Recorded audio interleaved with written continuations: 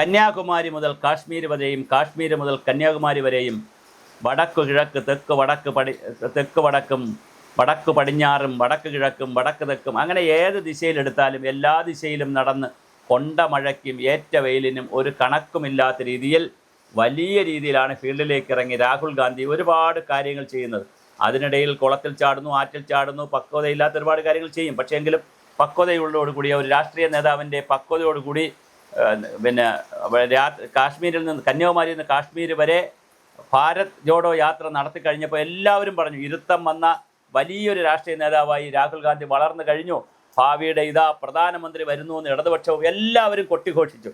പക്ഷേ പാവപ്പെട്ട പ്രധാനമന്ത്രി കാൻഡിഡേറ്റ് ആവാൻ മാത്രം ഉടുപ്പൊക്കെ അടിച്ച് നിന്ന രാഹുൽ ഗാന്ധി ഇന്ത്യയുടെ പ്രതിപക്ഷ നേതാവ് അമ്പേ പരാജയമാണെന്ന് എല്ലാവരും കൂടി കുത്തിത്തിരിക്കുമ്പോൾ, എല്ലാവരും ഒറ്റപ്പെടുത്തുമ്പോൾ സ്വന്തം പാർട്ടിയിലുള്ളവരുൾപ്പെടെ കോൺഗ്രസിനകത്തുള്ളവരുൾപ്പെടെ രാഹുൽ ഗാന്ധിയെ തള്ളിപ്പറയുമ്പോൾ എന്താണ് ഇന്ത്യൻ രാഷ്ട്രീയത്തിൽ ഇനി ഇന്ത്യ മുന്നണിയുടെയൊക്കെ അല്ലെങ്കിൽ ഇടതുപക്ഷത്തിൻ്റെയും കോൺഗ്രസിൻ്റെയും പ്രസക്തി എന്നുള്ളത് വളരെ വലിയ ചോദ്യമാണ്. CPM-ൻ്റെ പോളിറ്റ് ബ്യൂറോ പ്രസ്താവന ഇറക്കിയിരിക്കുന്നു, BJP-ക്കെതിരെ മതേതര ജനാധിപത്യ ശക്തികൾ ഒന്നിച്ചു നിൽക്കണമെന്ന്. ആ പ്രസ്താവന ഇറക്കിയ MA ബേബി ഫ്ലൈറ്റിൽ കയറി ആ പ്രസ്താവനയിൽ ഒപ്പുവെച്ചിട്ട് ഫ്ലൈറ്റിൽ കയറി തിരുവനന്തപുരത്ത് ഇറങ്ങുമ്പോൾ ഇവിടെ കോർപ്പറേഷൻ ഉൾപ്പെടെ മുഴുവൻ സ്ഥലത്തും കോൺഗ്രസിനെതിരെ വർത്തമാനം പറയും. അതേ MA ബേബി ബംഗാളിൽ ചെല്ലുമ്പോൾ മമതാ ബാനർജിയെതിരെ വർത്തമാനം പറയും. അങ്ങനെ ഇന്ത്യയിൽ യാതൊരു ധാരണയുമില്ലാത്ത പരസ്പരം പോരടിക്കുന്ന സൗഹൃദ മത്സരങ്ങൾ നടത്തുന്ന ഒരാൾക്കൂട്ടമായിട്ടാണ് ഇന്ത്യ മുന്നണി മാറിയിരിക്കുന്നത്. ഇപ്പോൾ അഖിലേഷ് യാദവ് എന്ന് പറയുന്ന സമാജ്വാദി പാർട്ടിയുടെ UP-യിലെ പ്രധാനപ്പെട്ട മുലായം സിംഗ് യാദവിൻ്റെ മകനായിട്ടുള്ള അഖിലേഷ് യാദവ് പ്രധാനപ്പെട്ട തൊപ്പിക്കാരൻ, അദ്ദേഹം പറഞ്ഞിരിക്കുന്നു രാഹുൽ ഗാന്ധിയോട് ഇറങ്ങിപ്പോണം മിസ്റ്റർ, നിങ്ങളിവിടെ ആവശ്യമില്ല എന്ന് പറയുന്നു. അതുപോലെ തന്നെ ബീഹാറിലാണെങ്കിൽ കോൺഗ്രസ്സിലുള്ളവർ തന്നെ പാർട്ടി ഓഫീസ് അടച്ചിട്ട് BJP-യിലേക്ക് ചേരുന്നു. ഒരു സ്റ്റേറ്റിലും വേണ്ടാത്ത രീതിയിലേക്ക് രാഹുൽ ഗാന്ധിയെ ഒരു യാതൊരു പ്രയോജനമില്ലാത്ത നേതാവ് എന്നുള്ള നിലയിലേക്ക് രാഹുൽ ഗാന്ധിയെ എല്ലാവരും കുറ്റം പറയുന്നു. എന്താണ് ശരിക്കും സംഭവിക്കുന്നത്? കോൺഗ്രസ് എന്ന സംഘടന എവിടെയാണ്? അതിൻ്റെ സംവിധാനങ്ങൾ എവിടെയാണ്? അതിൻ്റെ അഖിലേന്ത്യാ കമ്മിറ്റി എവിടെയാണ്? അതിൻ്റെ പാർലമെൻ്ററി കമ്മിറ്റി എവിടെയാണ്?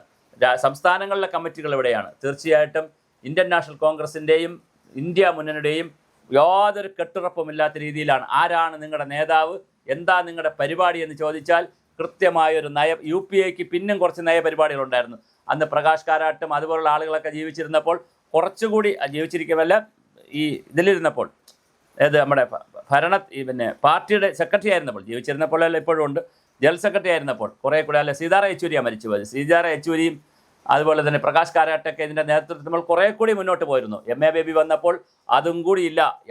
ഇടതുപക്ഷത്തിനൊന്നും യാതൊരു പ്രസക്തിയും ഇന്ത്യയിൽ ഇല്ലാത്ത രീതിയിലാണ് ഇന്ത്യൻ ഇടതുപക്ഷത്തിൻ്റെ പോക്ക്. സീതാറാം യെച്ചൂരിയൊക്കെ എത്രയോ മുന്നേറിക്കയറുന്നു. അതിൻ്റെ 1% പോലും കൊണ്ടുപോകാൻ MA ബേബിക്ക് കഴിയുന്നില്ല.